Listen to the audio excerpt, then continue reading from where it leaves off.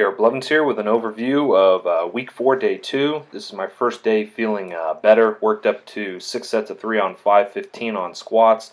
Did some bench press, stiff leg deadlift, spoto press. Ended out with a little over 30,000 pounds of barbell volume and over 50 for the day.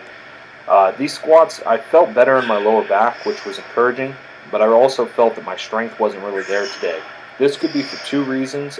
One could be that I'm being a little bit more cautious in my descent, and also that I'm just kind of fatigued in general. Probably this has to do more with the fatigue debt that I've been incurring through my training. It's one of those things where as you train more and more, you learn that you're going to have days that are good and days that are not so good, and that you don't really sweat it. You're not going to lose a bunch of strength just out of nowhere. And so that's something that's important to remember. I remember when I was newer to lifting, I would really stress out over these bad days where my strength was a little off. But as you become more experienced, you're going to learn you're not going to lose a bunch of muscle. You're not going to lose a bunch of strength in a week or two. Followed up with these triples here. I believe 6 sets of 3 with 385. These started to move okay, but the first few sets were kind of slow. I did start to feel more and more comfortable with the weight, and paused the last rep on some of these sets a little longer than the others. You'll see there just my ability to arch and even hold air was a little different. I hit the spotter arms, which are usually about an inch lower than my chest when my chest is arched up like that. So need to make sure I'm being consistent on my bench form. But most of these reps were looking pretty good. Some of you may have noticed that I've got some new wrist wraps that I'm trying out here. These are the stiff version of the SBDs. They're also the longest version of them. I believe they're 1 meter long.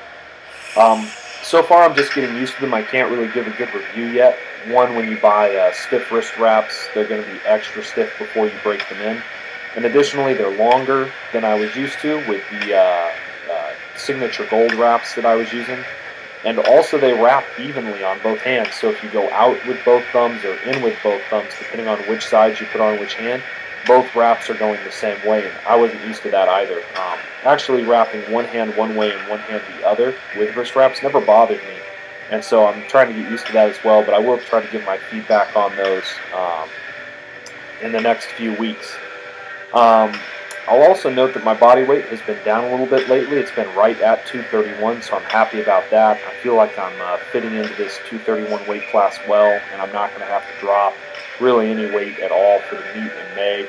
I also think that with all the volume that I've been doing, that I've been putting on a little bit of muscle mass in my upper body, so I'm hoping that will help drive up my bench.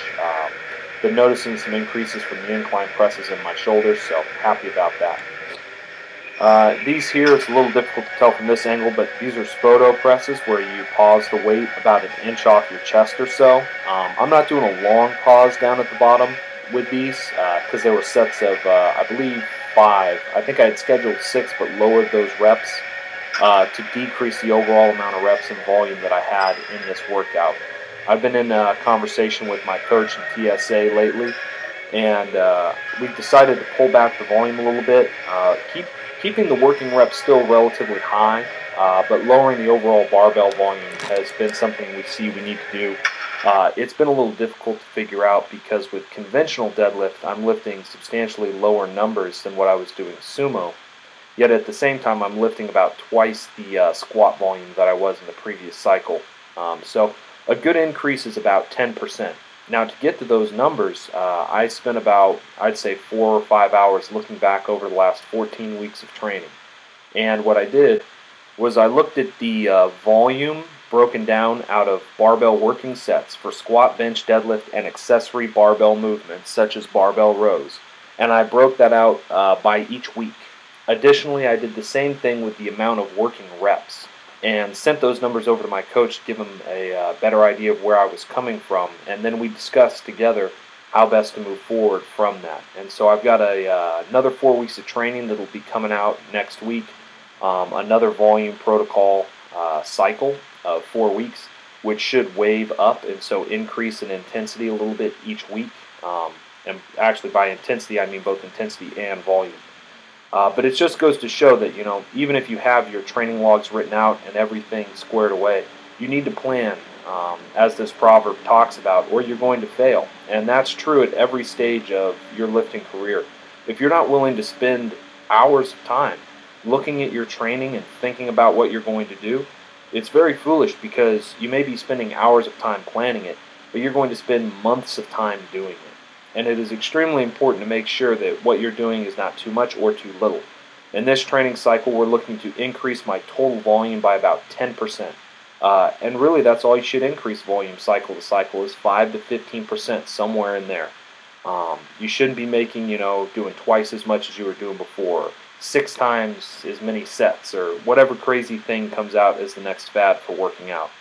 So keep that in mind as you plan your training. I hope wherever you're at, you're doing well. Blessings.